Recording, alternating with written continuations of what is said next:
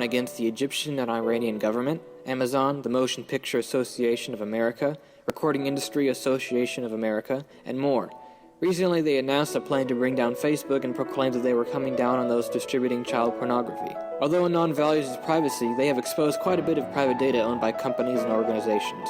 They leaked private data owned by HB Gary after their owners threatened to expose Anon members, and they gave out private information of officers involved in the Occupy Wall Street arrests. Members hide their identity by faking or masking their IP address, or using a zombie computer.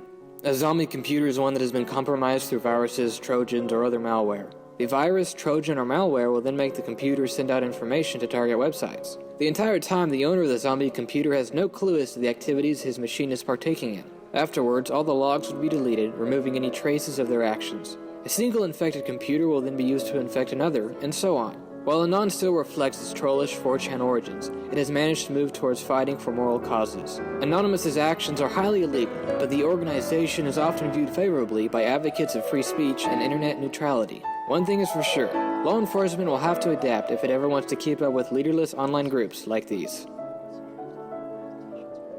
All right, we want to thank Jeremiah Warren for that awesome 4-minute, real quick description on a complicated topic. And you guys have to forgive me, I'm working on a Mac here, and it's been very hard to deal with. All right. So first of all, my name's Amber Lyon, and I'm an investigative journalist. I've reported quite extensively on Anonymous. And today we have these wonderful panelists. First of all, we have Biella Coleman. She is a professor of anthropology. We also have Grania O'Neill sitting next to her, Mercedes Hafer, Jay Liederman, and Marcia Hoffman. And if you notice, we have 3 lawyers on this panel and quite a few females. So yeah, we're really representing here.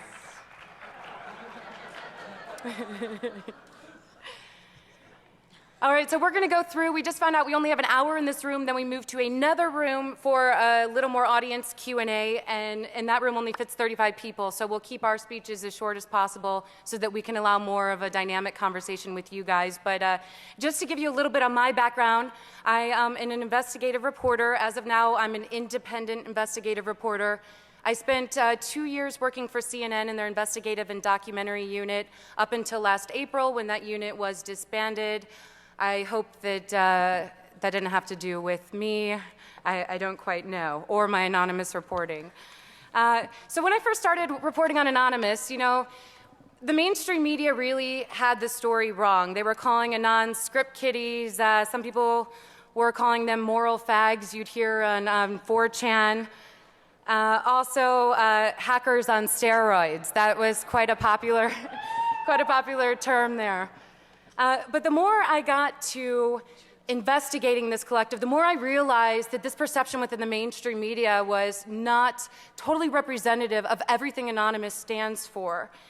And the more Anons I would talk to, the more I would see deeper into this collective and see its power to actually create tangible change. And I was overseas covering the Arab Spring, and I'd have activist after activist tell me that they thanked Anonymous for actually helping galvanize and save their revolutions, because Anonymous was able to take these videos and photos of human rights abuses and spread them across the internet and actually get the mainstream media to care about what was happening on the streets of Tunisia.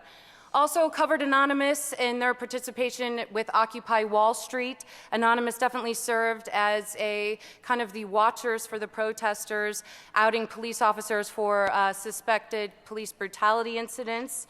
In addition to that, they, I love this photo, I took this one at Occupy Wall Street in New York. And they also really had a presence on the street. You would see a lot of Anon masks walking in unison with the protesters. Now, one thing I noticed, though, when you would look at mainstream media stories, you'd notice that a lot of the reporters didn't even talk to Anons for the story. They would just take critics' sayings and use those verbatim and wouldn't spend time actually getting to know the Anons.